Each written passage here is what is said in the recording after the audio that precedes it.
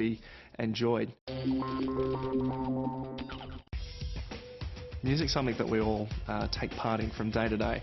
You know, it's all around us, but it's something that, you know, can really set the tone and mood for the rest of the day if you let it, or if it's powerful enough. Well, you know, one of the things with music is if I'm listening to a CD, I'm listening to the radio on the way in the car, you know, I listen to it. The last song that I hear on the radio sticks in your head. So when I'm swimming up and down lap after lap continually, it's repeating over and over in your mind. And depending on what piece of music it is, it can usually set the tone in your mood for the rest of the day.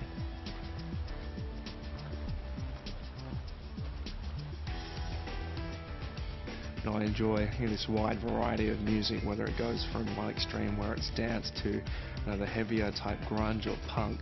So, I mean, you can take something from all of it, and, you know, through being able to listen to all different music, you learn to appreciate different music as well. And even now, I'm looking back and looking through CDs that my parents listened to, and although most of them are rubbish, you know, some of them I actually think is half decent, so I'm able to enjoy that as well. Well, they think that I have no taste because I only like some of it, and they don't particularly think that, you know, I should be listening to their stuff anyway. But, you know, some of the classics that have been remade, I think there might be a slight improvement there, yet contrary to, I guess, the people that are in the older generation. Well, I've had a great opportunity, a wonderful opportunity to be able to travel to a great deal of places around the world, whether it be for competition or for leisure. You know, I spent a lot of time competing in Japan, you know, also holidaying there, and being able to see, you know, some of the amazing sights in that country. This is actually in Japan, where I guess I've been fortunate enough to receive a great welcome whenever I'm there. You know, I go on some incredible game shows and TV shows there that are hosted. There's a different culture, so it's difficult to get used to the principles behind these television shows. Yet in the experience and being able to enjoy a place that's so different to Australia, you learn a lot about yourself, you learn a lot about the places that you go to, and I think it really helps to enrich your life in looking at other people and the way that they live. Once again, one of those funny game shows. Whenever I'm overseas, I always enjoy trying the local cuisine, and it's great when I'm not swimming because I can go up to street vendors and eat whatever I want. Also throughout Asia, I've been to, you know, China also, which is an amazing place. This is at Zheguang School, which is a school for the disadvantaged in China. I was very fortunate to be able to visit this school on that particular day and learn a lot about the children there in China. This was at the Forbidden City, which is just an amazing structure, as is the Great Wall of China. And until you actually visit these places, you don't realise how huge they are or how they were built, especially at the time. And then through the history that Europe holds, you know, both during competition and also away from competition, which I've loved. You know, the food in Italy, the food in France is all incredible. You know, also been to America. And this is Manhattan, a small island big on energy. You only have to stroll around the Big Apple to realise this is one of the most exciting places on Earth. Apart from home, it's my favourite place. This is what I love about New York. Step onto any street and the place is just buzzing.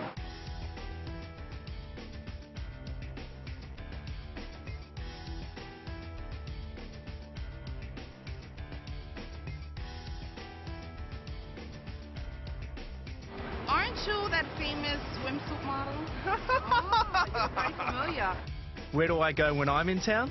First up, it's Fifth Avenue.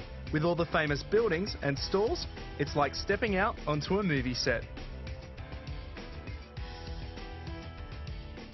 There's many famous sites that you can actually visit in New York, including Fifth Avenue, of course the Chrysler Building, Empire State Building, down at Battery Park, and of course the very famous Central Park. When I go for a snack, come on, this is New York. You go for a pretzel or a hot dog. Check out the size of this. This is the way that I start each morning in New York City. At the top of my list is Nobu, a modern Japanese restaurant in Tribeca. Not only is it owned by Robert De Niro, he often eats here, so it's a good bet for a celebrity spot. For a people watch, head to New York's Central Park. I love this place, it's just full of memories.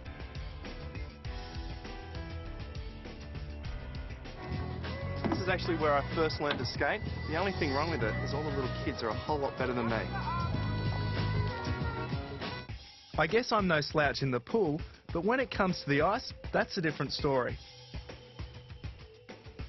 But you know what they say, you haven't made it in this town until you've made it on Broadway. It doesn't get any bigger and brighter than Times Square. This is New York's Broadway, and if you've only got one night in this city, this is the place to be. You know, there's very few places I think now that I really wanted to go to when I was a kid. That I look forward to being able to experience. I still would love to go to experience South America a little bit more, especially Peru, and then also to Cuba. There's places that all of us wish to go to, and I've still got a couple on my list. Well, I mean, there's places that intrigue me. I like travelling and I like experiencing different countries because they're the ones that are different to Australia. And I think we have such a wonderful lifestyle here. To be able to experience a different lifestyle means that when you come back, you actually appreciate the lifestyle that we actually have here. So going to places that differ greatly from Australia, like Palau, which is a small group of islands in the Pacific, near Micronesia. Wonderful diving and beautiful coral reefs and everything else. I'd love to experience that. And then you look at Cuba, and it's kind of this melting pot of history and also of cultures and lifestyles in there. And so it seems like it has this energy and this buzz about it, which I'd love to experience. And I drink a lot of coffee, so I've been told it's a good place to visit for that reason. Well, Fountain for Youth was something that in November of 2000 actually decided to launch. I'd done some charity work for a number of different charities over a few years at that stage, and I really wanted to do something that I felt would contribute in the best way, making the best use of my time and really maximising my effort to help raise money for children. And so I decided to launch Ian Thorpe's Fountain for Youth. It was actually launched by the Prime Minister, John Howard, which was wonderful, and it was great that I was given this opportunity and ability to be able to help in being able to re-establish children with facing a number of difficulties, whether it be disease or illness, and just giving children an opportunity. And I have a great board of directors that help assist and do a lot of hard work to be able to contribute and help out in making young children's life a little bit better than what it would be otherwise, and something that I really do enjoy doing. And I think I receive more satisfaction out of it than what the kids that we actually help do. Okay, beneath the suit DVD, we tried to present a number of different facets of Ian's lifestyle, as well as his competitive swimming lifestyle, in a very informative and entertaining manner.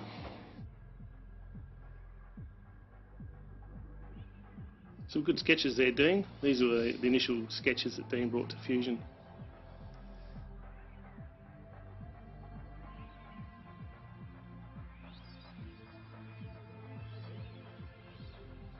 Dean came to us with this storyboard, and we went through a number of workshops where we together we brainstormed a number of ideas for how we can make this product unique.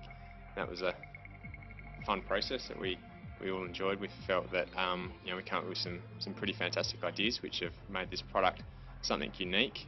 Here we can see just some of the initial visual concepts mocked up in Photoshop, just to illustrate the look and the feel for how we saw the product presenting. We wanted to sort of create a very wet, aquatic sort of theme, and it was a very dark and moody feel as well. Here we see the use of sticky notes as a medium to come up with the full structure and the storyboard of the DVD. It was very flexible because we could do short little sketches on each sticky note and then move it around and get a real feel of how the whole section was going to work. It's good we were able to resolve a number of issues by being able to look at the whole picture in one entirety that may have been overlooked. The idea with the intro was that we saw Ian could perhaps be represented as part man, part machine, and thought that the suit that Ian has become well known for offered us opportunity to do some really interesting stuff in terms of like lighting and sort of picking up some of the textures and interesting shapes that the body form creates. And we thought it'd be a good way to introduce the product is to sort of have this bit of mystery about, you know, what you're actually seeing, but also have that intercut with a story that was building up. And the idea was in preparing for a race and reaching that crescendo where he enters the water. The idea and the concept is pretty much, or the execution is pretty much the same as the initial concept we went through. Yeah, you can see here the storyboard sketches are pretty much matching up with the final vision that was shot. You can see examples here of like how the final treatment of the video was handled to sort of maintain that mood that we had, you know, the vision that we had back, you know, established in those initial concepts. Ian had started rather early, I think. Yeah, 4:17 in the morning actually, and just swum about 7 or 8 k's, I believe. So he was certainly feeling a little bit tired and lethargic, but he certainly put up a great show when he got on camera and started. We are really interested in what your next swimming goal is. I'm not going to tell you, so it's pointless asking. Okay, so we won't roll on that. Can you get that on camera? I think in that room above the Sydney Aquatic Centre was about 8 people in there in total, and it was getting very hot with some large lights. And word got out pretty quickly that Ian had entered the building. Kids are always amazing. When Ian's around, he just draws their attention, and certainly he's a very popular Australian athlete. Here you can see where we're setting up for the strength training section to get some shots of Ian doing various gym exercises that he does. It's important to note that we weren't so much concerned about the weight here, more the actual technique Ian was using.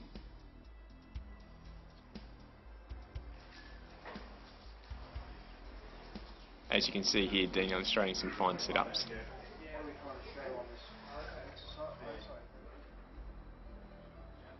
You can see the kids, there was a bit of a frenzy when they knew Ian was on his way. They were so excited about their day with Ian.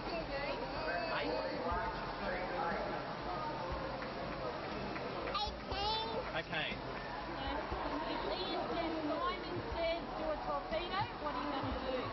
Tracy Menzies was fantastic with respect to getting the children ready before they entered the pool with Ian. Ian was also very enthusiastic in his approach with the children, really trying to get to know the children as well as he could to gain their confidence and certainly have a good time with them in the pool. I think it came across well. We got really good rapport and rapport and stuff. Sorry, John. It was a good afternoon had by all. Yeah, no, definitely. And I guess a lot of the kids involved were, you know, friends and family and stuff, and you know, numerous thanks came through, you know, several weeks after, and I think the kids just thoroughly enjoyed the day. It was, I think, fun for everyone. As you can see John Chataway shaking out a jig. He hung around a while afterwards and took photos with the kids. Okay, here we can see set up at the studio the next day where we were shooting some of the more tricky shots for the product. First shot off was to get the suit shots for the intro, where we're using some coloured lighting and some nice tight shots on Ian's suit that he wears to intercut with the other footage. I think he split it later, didn't he? Yeah, he did actually.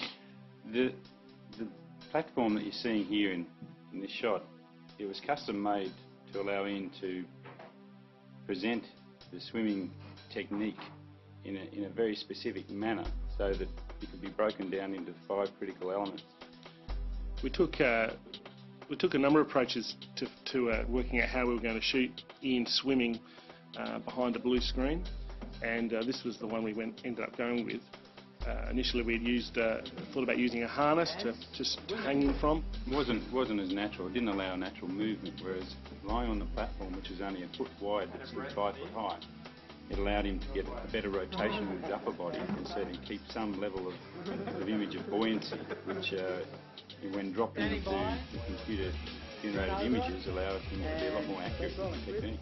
The important reason, I guess, why we felt the need to do it this way was that one thing with swimming is that obviously the water creates a lot of noise and it's difficult to see what's going on sometimes, and you can either shoot above water or underwater, but you never get the full picture. So by doing it this way, we're able to take the water out of the picture and sort of clearly see Ian's swimming technique. Yeah, I think so. Sorry, the second one there. Do you want to look at both techniques? Side on as well? I still side on. You happy It was with that? fine, yeah. It's all right.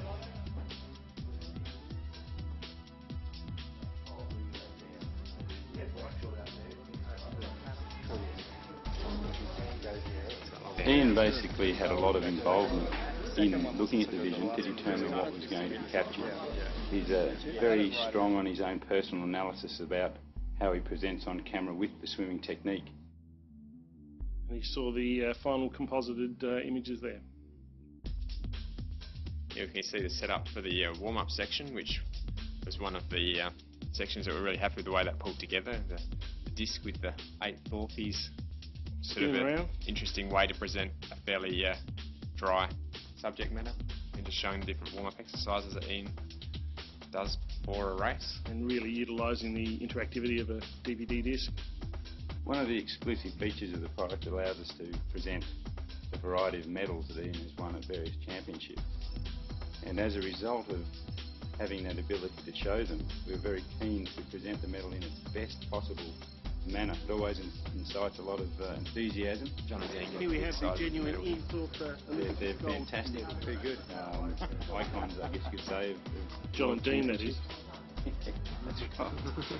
And it always brings about a lot of anarchy, let's say, when they're around, because not everyone gets a chance to look at them on a daily basis. And pack up.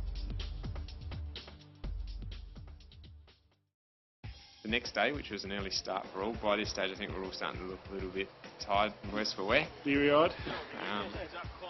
The focus for day 3 and day 4 was to get all of the shots in the pool. So there was like a number of shots we had to get above the water, underwater, and there was a lot to get through, and we knew we were always going to be pushing. And here we can see in the setup in the morning, Craig Field pushing out a few strokes just while we set up the Panther. Pretty hard work. Let me get my press. I reckon along the tube. But I could be wrong. Okay. Here you can see first shots that we were getting with Ian diving in. And the camera crew lagging very far behind. Yes. Yeah, it's amazing actually seeing one-on-one the speed that Ian actually moves through the water. I think we sort of take these things for granted, but here we can see some of the finished shots. Very big misconception that on the television that presents the image of Ian swimming, it's quite fast, but when you're actually there, it's impressively fast.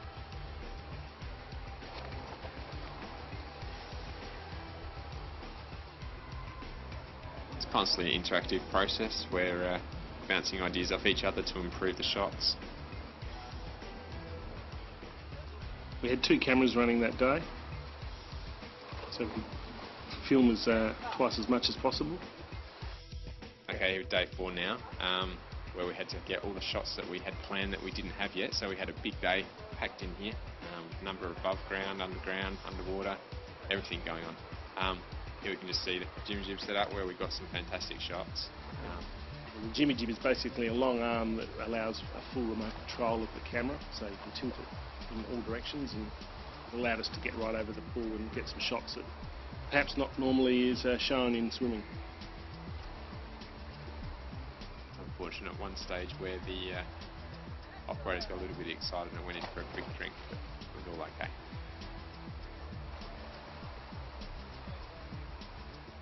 We're doing some repairs to the suit, split it, and that just shows on the dive that happens. So we're going to put a piece of gaffer tape on his skin and sew it up over. It may make it worse. If we go to a suit change, we lose about half an hour. We literally cut the old suit on. Here we can see a filming of Ian approaching the block. This was one of the shots that came out really well. Show you the shot in a minute, but you just see here what the jib allows you to do. It gives you fantastic control over the shot. It's got that real sort of cinematic approach, as you can sort of see here. It looks fantastic on the screen. The colouring for the entire DVD was taken an approach that we wanted to give a feel to the product that was different from your typical racing bright light TV. A little bit more dramatic lighting, and obviously chose to use a fairly cool colour throughout. Obviously the relationship to water was a fairly obvious one, but it's got a fairly different feel to other sports products. Back at the storyboard level, we came up with the idea of perhaps using some of the technology that's been used in a lot of the motion picture films recent times to capture a moment in time. We thought it would be fantastic to capture that snapshot of Ian's dive to highlight the various aspects. Here we can just see the setup where the rig was cantilevered out over the pool. Shot here through the portal where we shot like a number of underwater sequences, including the main menu stuff. Water is a fairly large component of swimming, so obviously that was a big theme with all the menu design.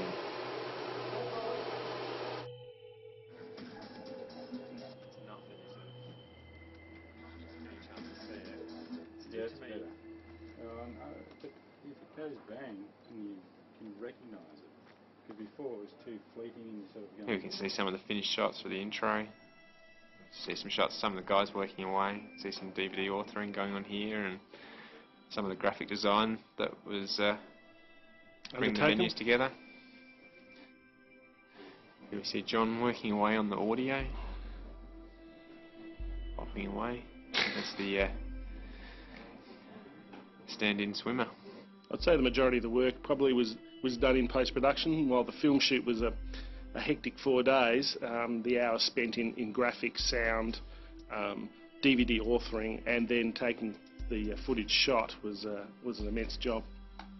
Yeah, it was a big undertaking, but we're really happy with the results. We think it's sort of come together. Yeah.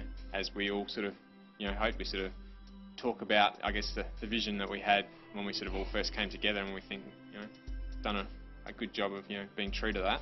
The end result of the process of both from the storyboarding phase or initial concept stage through the storyboarding, through to capturing the vision, right through to post-production, has ended up in producing a second-to-none audio-visual product that allows Ian Thorp, the individual, the athlete and the person, to truly be presented to the general public in a very exciting and entertaining fashion. And we hope you enjoy the product.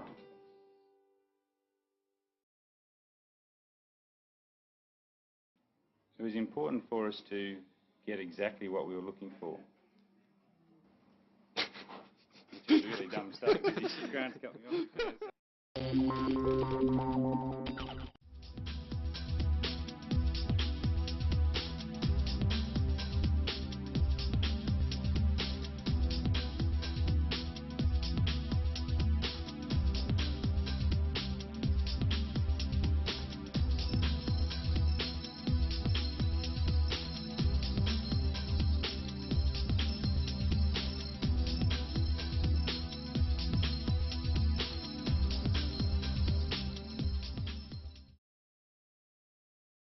Swimming is a sport that uses most muscles in the body, so weight training can benefit a swimmer's overall strength and flexibility.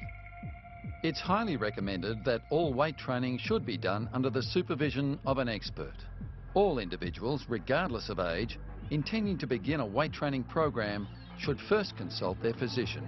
Weight training can be harmful to a child's natural physical development. Ian performs the following weight training activities to develop strength and flexibility in the various muscle groups. Bench press develops chest and arm strength.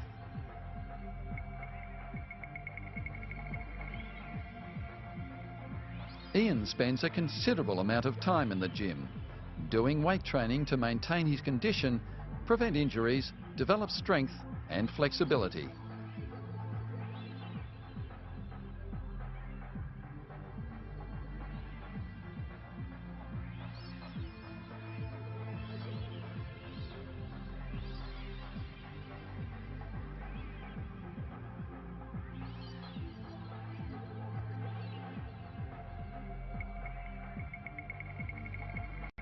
Dumbbell incline bench press develops chest and arm strength.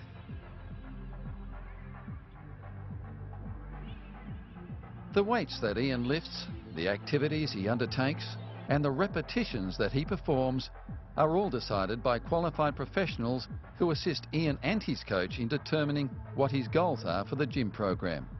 As a result, Ian can confidently enjoy his gym training sessions.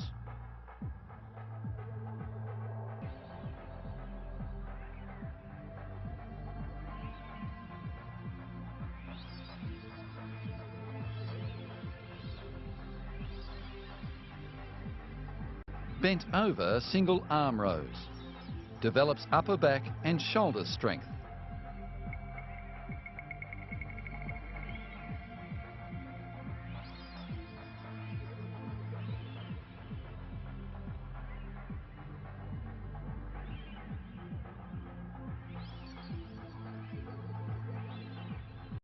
Single leg barbell lunges. Develops bottom and upper leg strength.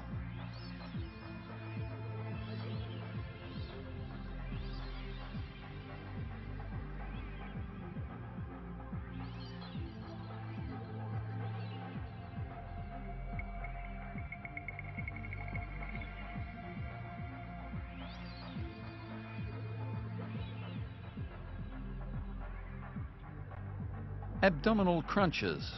Develops stomach and torso strength.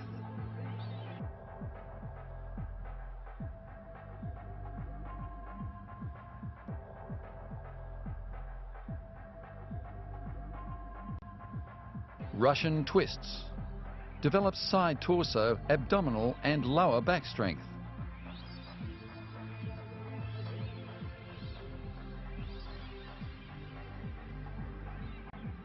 Straight leg flutter kicks. Develops abdominal, hip flexor, upper leg and lower back strength.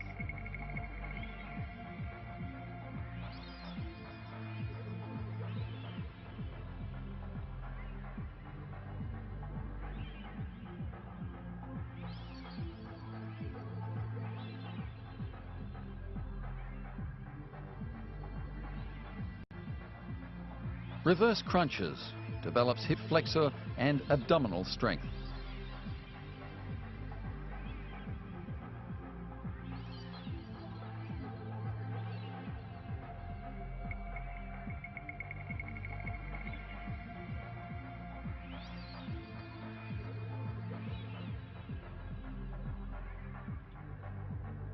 Lat pull downs. Develops upper back and chest strength.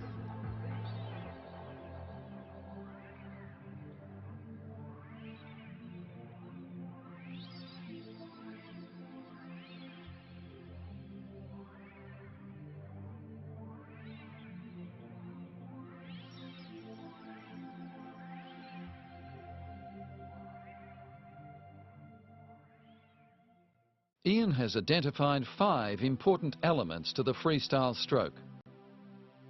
The first element is his body position in the water. For Ian to swim so efficiently and effectively, he holds his body almost horizontal to the surface of the water when he swims. He also keeps his body in full stretch position with his eyes looking forward to achieve an excellent streamlining effect and obtain maximum benefit from his powerful kicking. If Ian allowed his body position to be completely horizontal to the waterline, he would lose the power of his kick.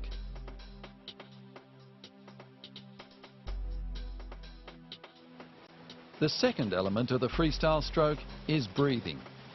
For Ian to breathe so efficiently and effectively, he never allows his head to submerge or go completely beneath the surface of the water. His head creates a bow wave, which he breathes behind. He has a high head position in the water, which enables him to rotate his head easily to breathe in. He prepares to correctly breathe in during the arm stroke by having his chin nearly touching the shoulder of the arm that is completing the pushback phase. He exhales gradually after the recovery and entry phase of the arm stroke, whilst his head turns back past the centre line of his body. There are 2 types of breathing that Ian uses during training and competition.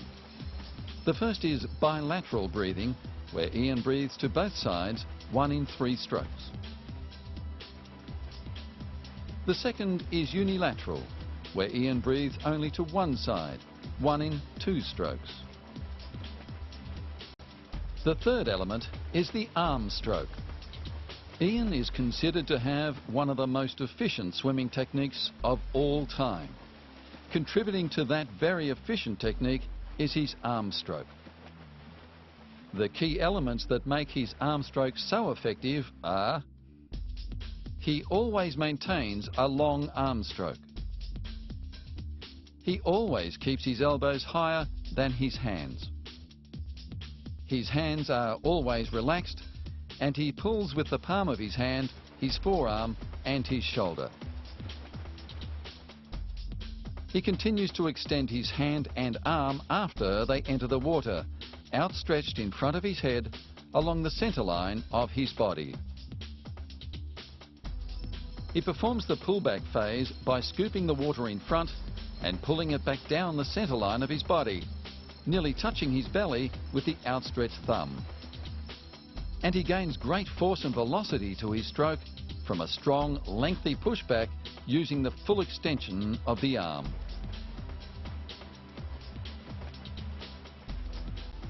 The fourth element is the leg kick. Ian is renowned in the competitive swimming world for his ability to engage his very powerful leg kick to propel him home during a race. This is the product of extraordinary leg power, channeled through an extremely efficient kicking technique. He begins the kick from his hip, slightly rotating his body for more force, then bends his knee slightly, followed by a full extension of the foot. During the upward motion, he heavily engages his hamstring muscle to enhance movement and power to the overall kick. He maintains a loose and relaxed ankle during the two phases of the leg kick, gaining maximum thrust from his feet. He allows his heels to just break the surface of the water, yet he does not kick any deeper than the width of the body, as this would cause more drag. Ian employs a variety of kicks during training and competition, depending on what he's planning to achieve. These various kick types include the 2-beat kick.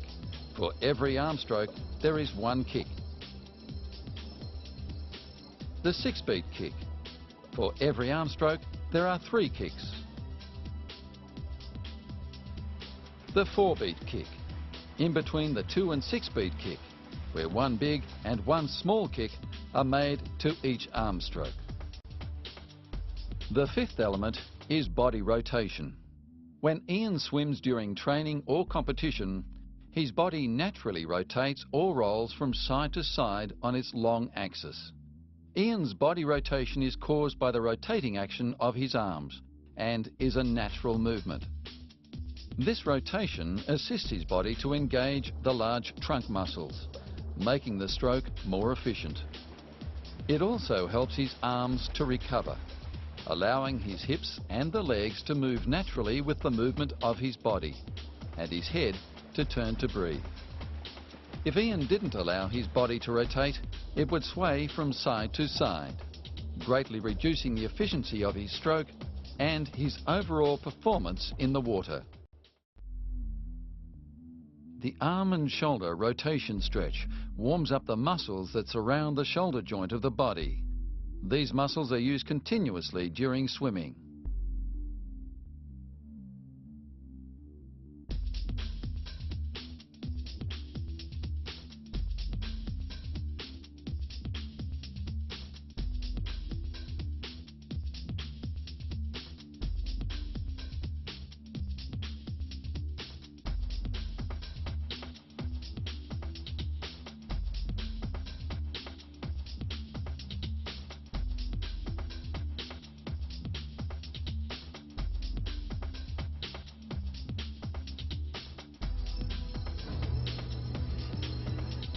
The quadriceps stretch stretches the thigh muscles known as the quadriceps.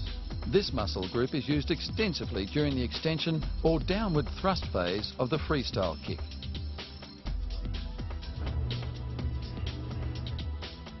The triceps stretch stretches the rear muscles of the upper arm called the triceps. These muscles are used to extend the arm forward after entering the water and during the pull phase of the freestyle stroke.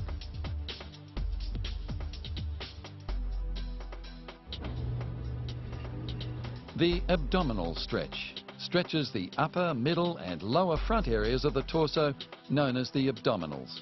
These muscles are used to stabilise the body and allow it to maintain its streamlined form during all phases of the freestyle stroke.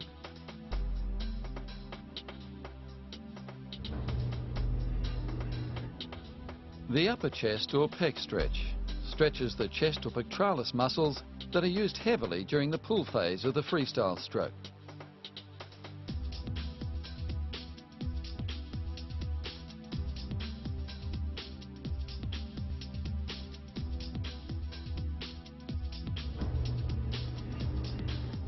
The seated hamstring stretch stretches the large muscles at the rear of the upper leg known as the hamstring. This muscle is used extensively in the leg flexion or up thrust phase of the freestyle kick.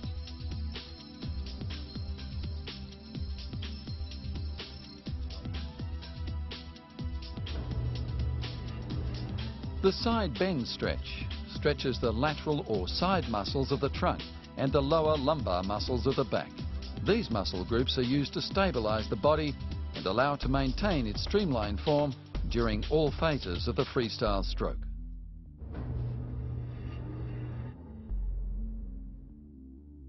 The seated calf muscle stretch stretches the rear muscles on the lower leg called the calf muscle.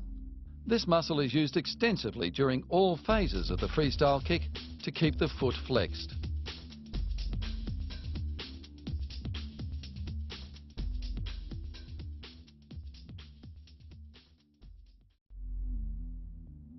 The arm and shoulder rotation stretch warms up the muscles that surround the shoulder joint of the body.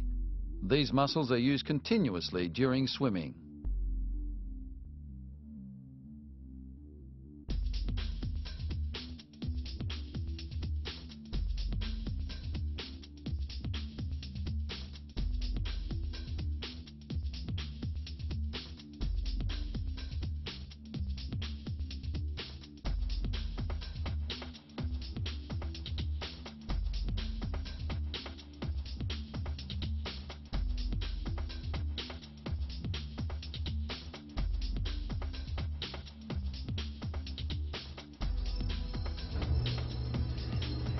The seated calf muscle stretch stretches the rear muscles on the lower leg called the calf muscle. This muscle is used extensively during all phases of the freestyle kick to keep the foot flexed.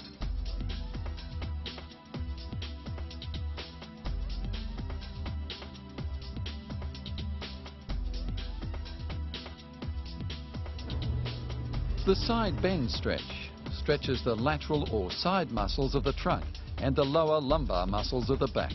These muscle groups are used to stabilise the body and allow it to maintain its streamlined form during all phases of the freestyle stroke.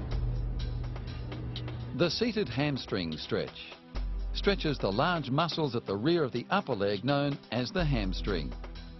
This muscle is used extensively in the leg flexion or up thrust phase of the freestyle kick.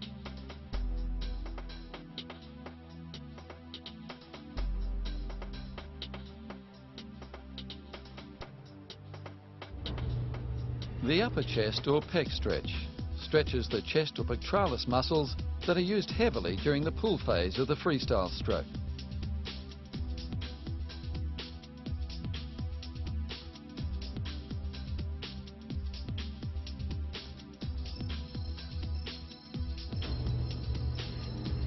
The abdominal stretch stretches the upper, middle and lower front areas of the torso known as the abdominals. These muscles are used to stabilise the body and allow it to maintain its streamlined form during all phases of the freestyle stroke.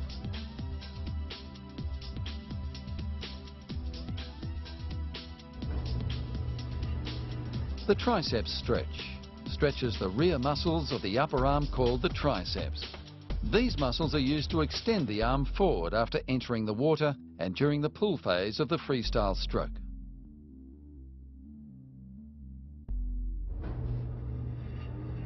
The quadriceps stretch stretches the thigh muscles known as the quadriceps.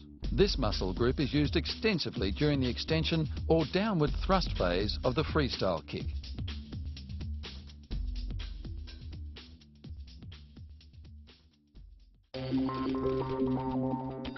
Whether you're a beginner, a recreational swimmer or a competitive swimmer like Ian Thorpe, it is always important to warm up before entering the water.